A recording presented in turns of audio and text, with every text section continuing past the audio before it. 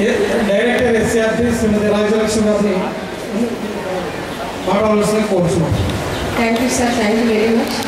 ఈరోజు ఈ కార్యక్రమానికి విచ్చేసినటువంటి వేదికను అలంకరించినటువంటి గౌరవనీయులు మన ప్రియతమ ప్రిన్సిపల్ సెక్రటరీ సిసోడియా గారికి, అలాగే మన ఎమ్మెల్సీ శ్రీనివాసులు గారికి, జిల్లా విద్యాశాఖ అధికారి గారికి, ఇతర అధికారులకు నా నమస్కారాంజలి. అలాగే ఈరోజు ఈ కార్యక్రమానికి ఇచ్చేసినటువంటి 6 జిల్లాల నుంచి వచ్చినటువంటి విద్యార్థులు, ఉపాధ్యాయులు, అలాగే పాత్రికేయులకు, ముఖ్యంగా ఈ కార్యక్రమానికి విచ్చేసినటువంటి జ్యూరీ మెంబర్స్ ఒక 10 మెంబర్స్ని మనము వివిధ డిపార్ట్మెంట్స్ నుంచి, యూనివర్సిటీ నుంచి డాక్టరేట్స్ అండ్ లెక్చర్స్ని ఐడెంటిఫై చేయడం జరిగింది. వారికి అందరికీ కూడా నా నమస్కారాంజలి అండి. ముఖ్యంగా ఈరోజు ఈ కార్యక్రమం గురించి కొన్ని ముఖ్యమైన విషయాలు అందరికీ తెలియజేస్తున్నాను. ప్రతి సంవత్సరం కూడా ఇదే విధంగా మనం ఇన్స్పైర్ అవార్డ్స్ కార్యక్రమం జరుపుకుంటున్నాము. అయితే ఇది 5th ఇన్స్పైర్ అవార్డు కార్యక్రమం మనం జరుపుతున్నామండి. మన గౌరవనీయులు, మన ప్రియతమ ప్రెసిడెంట్ అబ్దుల్ కలాం ఆజాద్ ప్రెసిడెంట్గా ఉన్న టైంలో 2011లో ఈ స్కీమ్ను మనకి ఇంట్రడ్యూస్ చేయడం జరిగింది. Inspire innovation in science pursuit for inspired research అనే స్కీమ్ను స్టార్ట్ చేయడం జరిగింది. దీని యొక్క ముఖ్య ఉద్దేశం ఏంటంటే మన యొక్క విద్యార్థుల్లో ఈ యొక్క శాస్త్రీయ దృక్పథాలు పెంపొందింపజేయడం, వారి యొక్క శాస్త్రీయ పరిజ్ఞానాన్ని పెంపొందించడానికి విద్యార్థులను ప్రోత్సహించడం అనేది ఒక ముఖ్యమైన లక్ష్యంగా పెట్టుకొని ఈ స్కీమ్ను స్టార్ట్ చేయడం జరిగింది. అదేవిధంగా లాస్ట్ ఇయర్ మనం ఈ రకంగా ఈ కార్యక్రమం నిర్వహించినప్పుడు మన ఆంధ్రప్రదేశ్కి మనకు ఒక నేషనల్ సిల్వర్ అవార్డు కూడా ఒక స్టూడెంట్కు రావడం జరిగిందండి. తన పేరు జాహ్నవి, చిత్తూరు జిల్లా నుంచి 9th క్లాస్ స్టూడెంట్. తన యొక్క ప్రాజెక్ట్ పేరు ఏంటంటే రైల్వే శాఖలో ఈ యొక్క క్లీనింగ్ కోచ్ అని చెప్పి వ్యాక్యూమ్ క్లీనింగ్ కోచ్ అనే ప్రాజెక్ట్ కింద స్వచ్ఛ భారత్ కింద తన ప్రాజెక్ట్ ప్రజెంట్ చేయడం జరిగింది. అది నేషనల్ లెవెల్లో మన యొక్క రాష్ట్రానికి కూడా అవార్డు రావడం జరిగిందండి. మనందరము గర్వించదగ్గ విషయము. జాహ్నవి ఇప్పుడు ఇంటర్మీడియట్ చదువుతూ ఉంది. ఈరోజు మన మధ్యలో లేకపోయినప్పటికీ తను కూడా నేషనల్ లెవెల్లో మళ్ళీ తన యొక్క ప్రాజెక్ట్ని ప్రజెంట్ చేయబోతుంది. అదేవిధంగా స్టేట్ అవార్డ్స్ కూడా లాస్ట్ టైం మనకు ఒక 3 అవార్డ్స్ రావడం జరిగిందండి నేషనల్ లెవెల్లో. అందులో ముఖ్యంగా ఒక స్టూడెంట్ ఆనంద్ అనే ఒక స్టూడెంట్ యొక్క ప్రాజెక్ట్ పవర్ సేవింగ్ ప్రాజెక్ట్ అనేది ఒక బహుమతి పొంది ఆ విద్యార్థిని వారం రోజులు జపాన్లో పాఠశాలను సందర్శించడానికి కూడా గవర్నమెంట్ ఆ విద్యార్థికి అవకాశం కలిగజేసింది. ఆ విద్యార్థి కూడా వెళ్ళి వచ్చాడు. ఇది కూడా మన రాష్ట్ర తరఫున గర్వించదగ్గ విషయము. కాబట్టి ఈ లాస్ట్ ఇయర్ అనుభవాలను దృష్టిలో పెట్టుకొని ఈ సంవత్సరం కూడా మనం ఈ కార్యక్రమాన్ని డిజైన్ చేయడం జరిగింది.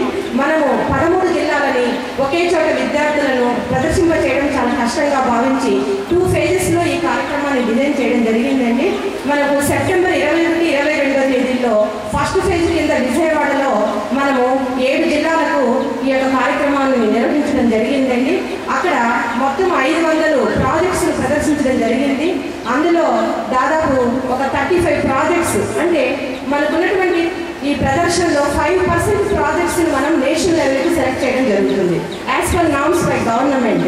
మనకి ఇక్కడ స్టూడెంట్స్ రిజిస్ట్రేషన్ చేసుకున్న దాన్ని బట్టి, ప్రదర్శించిన ప్రాజెక్ట్స్ని బట్టి మొత్తం ప్రదర్శనలో 5% ప్రాజెక్ట్స్ని మనము నేషనల్ లెవెల్కి సెలెక్ట్ చేయడం జరుగుతుంది. ఆ రకంగా ఫస్ట్ ఫేజ్లో విజయవాడలో నిర్వహించినటువంటి కార్యక్రమంలో మనం 35 ప్రాజెక్ట్స్ని సెలెక్ట్ చేయడం జరిగిందండి.